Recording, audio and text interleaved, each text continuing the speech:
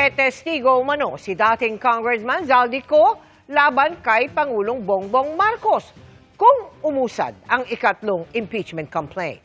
Pinag-aaralan namang sampahan ng reklamo ang Secretary General ng Kamara dahil sa hindi pagtanggap sa dalawang impeachment complaint.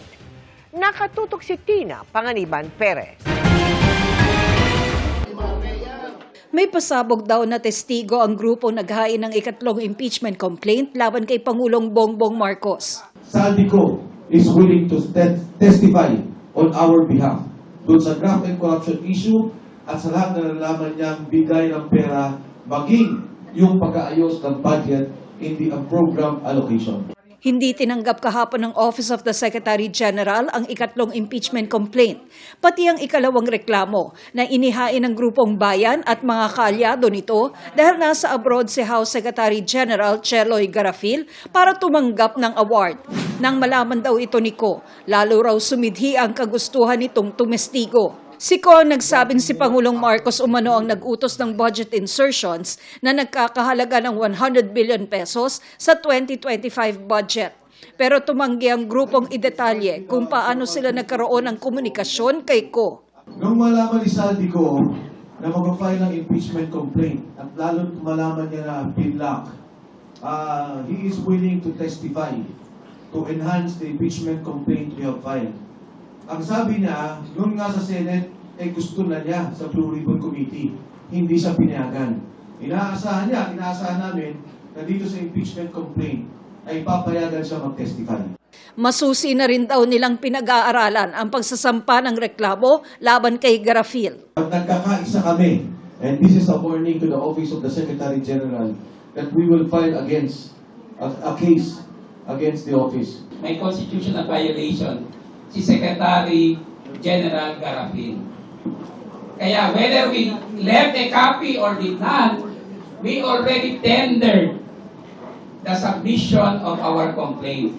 Now the ball is in the hands of Garafil, and we will file charges against her. Sa ngayon, iisang impeachment complaint pa lang laban sa Pangulo ang opisyal na natanggap ng Office of the Secretary General at nai-transmit na sa Office of the Speaker. Ito ang unang reklamong inihain ni Attorney Andre De Jesus. The De Jesus impeachment complaint is a scam. It does not only involve the Secretary General's office, it involves the leadership of the House and the President himself. Sinisikap namin makuna ng pahayag ang House Secretary General at si House Speaker Faustino D. III.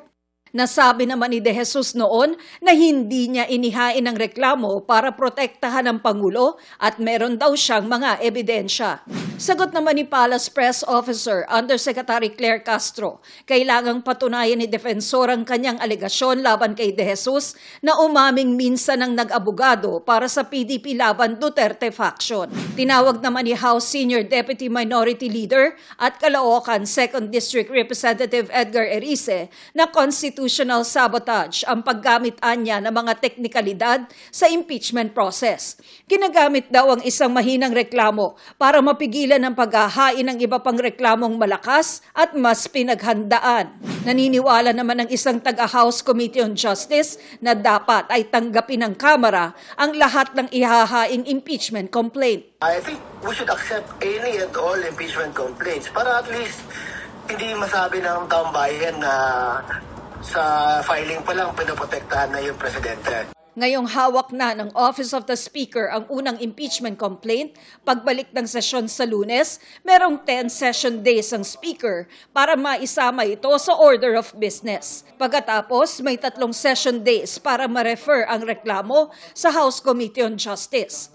Nakahanda naman daw ang House Committee on Justice kahit pa magkasabay nilang hawakan ng impeachment proceedings laban sa Pangulo at kung sakasakali, laban kay Vice President Sara Duterte. I have a lot of faith and confidence to the 38 members of the Justice Committee.